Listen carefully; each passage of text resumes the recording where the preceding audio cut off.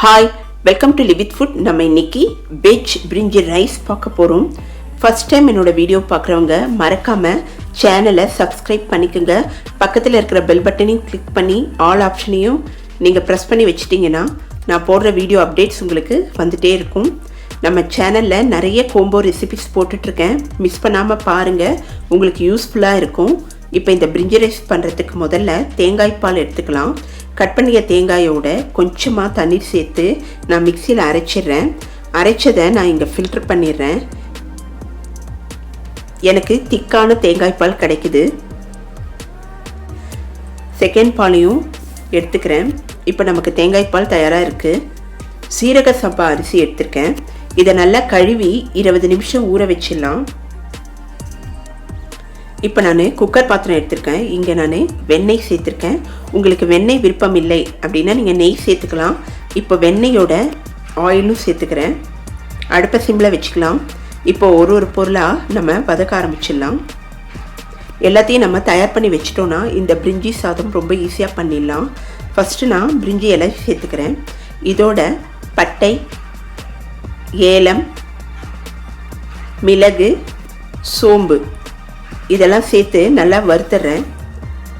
அடுப்பை சிம்மில் வச்சுக்கலாம். நல்லா வதக்கிடலாம். துருவிய இஞ்சி பூண்டு சேர்த்துக்கிறேன். இதோட கட் பண்ணிய பச்சை மிளகாயும் சேர்த்துக்கிறேன். இந்த 1 பாட் மீல் ரொம்ப ஈஸியாக செய்யக்கூடியது, ரொம்ப டைம் எடுக்காது, ஈஸியாக வேலை எளிதில் முடிஞ்சிடும், டேஸ்ட் அபாரமாக இருக்கும். இப்போ நான் கட் பண்ணி வைத்த வெங்காயத்தை சேர்த்துக்கிறேன். சேர்த்துட்டு நல்லா வதக்கிடுறேன். நான் சொன்ன அளவே நீங்கள் செஞ்சு பாருங்கள், சுவையும் மனமும் ரொம்ப நல்லா இருக்கும். இப்போ நல்லா வெங்காயத்தை நான் வதக்கிட்டேன். இப்போ நான் கொஞ்சமாக வெண்ணெய் சேர்த்துக்கிறேன். எனக்கு கொஞ்சம் கூடி வெண்ணெய் தேவைப்பட்டது, அதனால் நான் இந்த இடத்துல சேர்த்துக்கிறேன். தக்காளியை மிக்சியில் நல்லா அரைச்சி ரெடியாக வச்சுருக்கேன். இப்போ அந்த தக்காளி பியூரியை இதோட சேர்த்துக்கிறேன். இப்போ வெங்காயம், தக்காளி ரெண்டுத்தையும் சேர்த்து நல்லா வதக்கிடலாம். இந்த 1 பாட் மீல் நம்ம சண்டேஸில் தான் செய்யணும்னு இல்லை, ஒர்க்கிங் டேலையும் நம்ம ட்ரை பண்ணலாம். சீக்கிரமாக வேலை முடிஞ்சிடும்.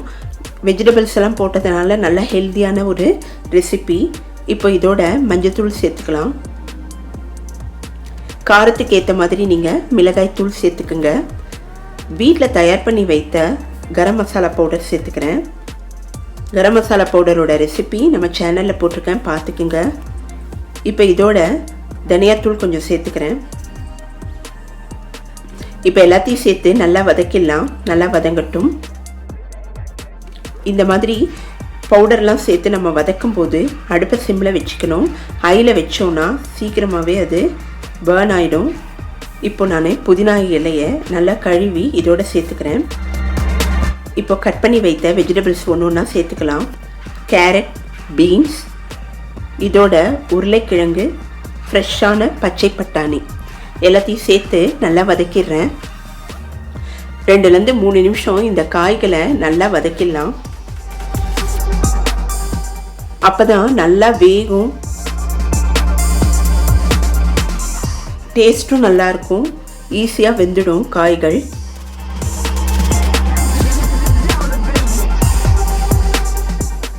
இப்போ நல்லா வதங்கிடுச்சு. இப்போ நம்ம ஊற வைத்த அரிசியை இதோட சேர்த்துக்கலாம். இந்த சீரக சம்பா அரிசியில் நீங்கள் பிரிஞ்சி சாதம் செஞ்சு பாருங்கள், சுவை அவ்வளோ நல்லாயிருக்கும். நான் சொன்ன அளவே நீங்கள் பயன்படுத்தி பாருங்கள், டேஸ்ட்டும் ரொம்ப நல்லாயிருக்கும். நீங்கள் கண்டிப்பாக இந்த ரெசிபியை நீங்கள் ட்ரை பண்ணி உங்கள் கமெண்ட்ஸை சொல்லுங்கள்.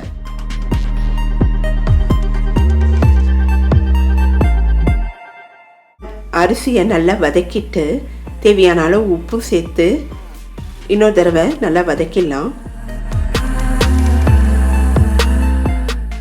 இப்போ நம்ம காஷ்மீரி சில்லி பவுடர் கொஞ்சமாக சேர்த்துக்கிறேன்.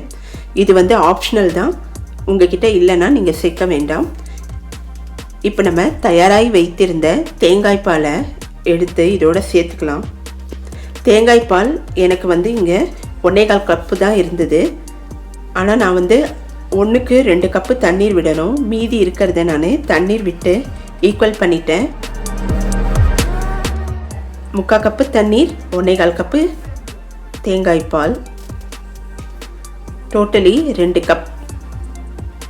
1க்கு 2 என்ற விகிதத்தில் நான் இங்கே சேர்த்துருக்கேன். இப்போ நல்லா மிக்ஸ் பண்ணிவிட்டு குக்கரில் 2 விசில் ஹையில் வச்சு எடுத்தோன்னா நமக்கு சுவையான பிரிஞ்சி ரைஸ் தயாராகிடும். இது இங்கே வெந்துட்டுருக்கட்டும். இப்போது இன்னொரு கடாய் எடுத்துக்கலாம். இதில் எண்ணெய் தேவையான அளவு விட்டுட்டு முந்திரியை நல்லா சிவப்பாக வறுத்து எடுத்துடலாம்.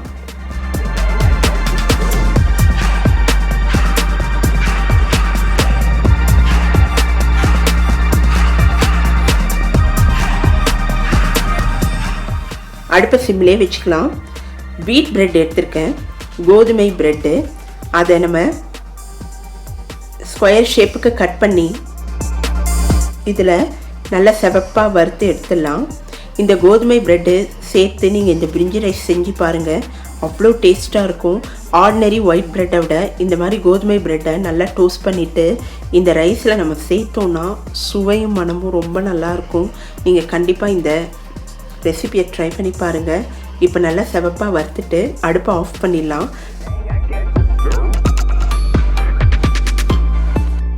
சாதம் தயாராக இருக்குது.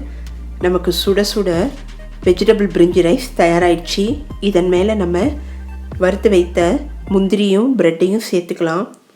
இதுக்கு தயிர் பச்சடி, எண்ணெய் கத்திரிக்காய், அப்படி இல்லைன்னா உருளைக்கிழங்கு ஃப்ரை, இது எல்லாமே ரொம்ப நல்லாயிருக்கும். நீங்கள் கண்டிப்பாக ட்ரை பண்ணி பாருங்கள். உங்களுக்கு எப்படி வந்ததுன்றதை எனக்கு கமெண்ட்ஸில் சொல்லுங்கள். மறக்காமல் லிவ் வித் ஃபுட் சேனலை சப்ஸ்கிரைப் பண்ணுங்கள். இந்த வீடியோவை லைக் பண்ணுங்கள், ஷேர் பண்ணுங்கள். நம்ம சேனலில் நிறைய ரெசிபிஸ் வருது, அதையும் மிஸ் பண்ணாமல் பாருங்கள். நெக்ஸ்ட் வீடியோவில் உங்களை மீட் பண்ணுறேன். பாய்.